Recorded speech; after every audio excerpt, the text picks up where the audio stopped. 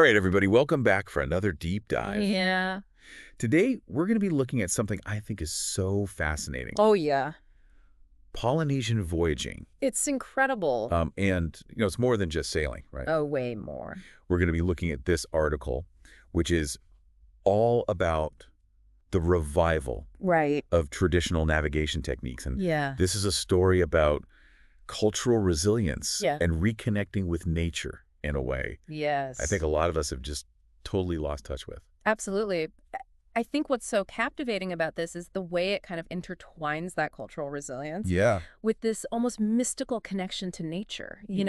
Imagine setting sail with only the stars, the wind, the waves as your guide. It's a level of attunement that most of us can only dream of. Right. It's like a superpower almost. Yeah, and I mean, the article even starts out, kind of introducing us to Lehua Kamalu.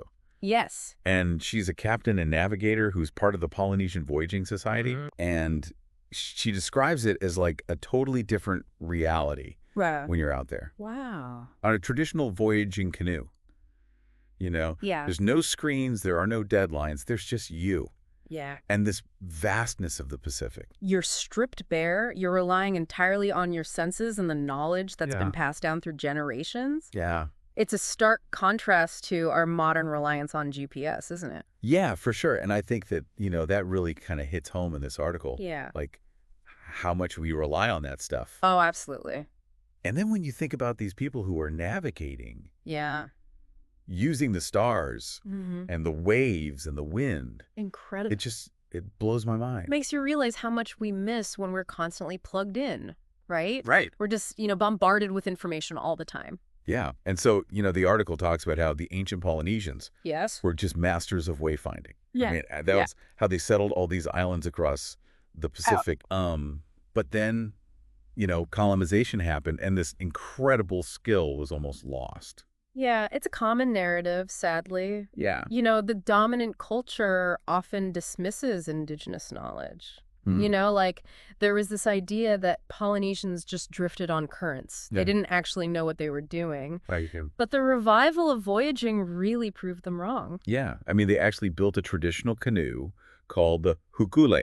Yes. And in 1976, they sailed it from Hawaii to Tahiti using only traditional navigation. I mean, can you imagine the feeling of proving the doubters wrong? Right. Reawakening this ancient knowledge? It must have been incredible. I know. It gives me chills just thinking about it. It was a landmark moment. It really was. Yeah. It not only validated Polynesian seafaring expertise, Yeah. but it also ignited a cultural resurgence. And it inspired people like Lehua Kamalu. Exactly. She's the first woman to solo navigate the Hōkūle using traditional methods. That's amazing. Talk about a trailblazer. So, okay, let's get into how they actually do this. Right. Because the article talks a lot about reading the stars. It's not just looking up and randomly picking a star, is it? Right. It's about understanding the rising and setting points of specific constellations. Yeah. For example, in the Northern Hemisphere, we might use the Big Dipper to locate Polaris, Right. the North Star. But in the vast Pacific, they relied on different constellations. Okay. Each one would have its own significance and meaning. So is that what they're doing the whole time? Oh, no. It's way more than that. Okay. They also use the wave, the wind, all these things that seem almost supernatural to us landlubbers. Yeah, like how? So they can feel these subtle shifts in the ocean swells, Okay. which can tell them about the presence of islands that are miles away. Wow. It's incredible. And they observe the patterns of the waves, Yeah. the direction and strength of the wind. They even look at the flight paths of birds Wow. to gather information about their location. It's like they're reading a language that we've totally forgotten. Yeah, absolutely a forgotten language of nature. And then there's this part in the article where Lehua Kamalu talks about using the scent of coconuts Oh, yeah. carried by the wind to get a sense of where land might be. That's... Incredible. That to me is just like next level. It really speaks to a level of connection with nature that's almost unimaginable to us. Yeah, Kamalu describes wayfinding as a spiritual experience. I can see why. It's about feeling the pulse of the ocean, Yeah. understanding the interconnectedness of everything. And I Well- think that's a powerful lesson we can all apply to our lives, right? Yeah, totally. What are our stars? What are the guiding principles Exactly. used to navigate our lives? What are the waves and winds that push and pull us in different directions? Yeah. And are we paying attention to them? Right? Are we even aware of them most of the time? Yeah. We're so caught up in the busyness of life Right.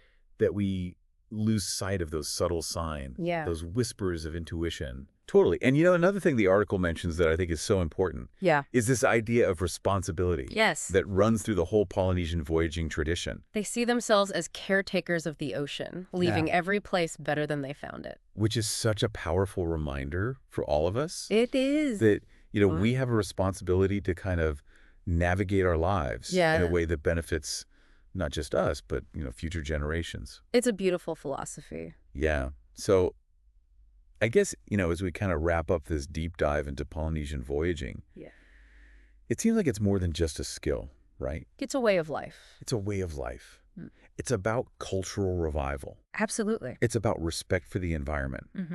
And I think it's about the importance of really listening to the world around us and that wisdom within us. Couldn't have said it better myself. So as we leave everyone today, I want to leave you with something to ponder. Okay. If we were to apply these principles of wayfinding to our own personal journeys, What would our compass look like? that's a great question. What stars would guide us, and how can we become more skilled at reading those winds and waves of our own lives? Yeah, Food for thought. I love that. Well, thank you so much. It's been a pleasure. This was an incredible deep dive, As always. and we'll see you next time. See you later. Bye.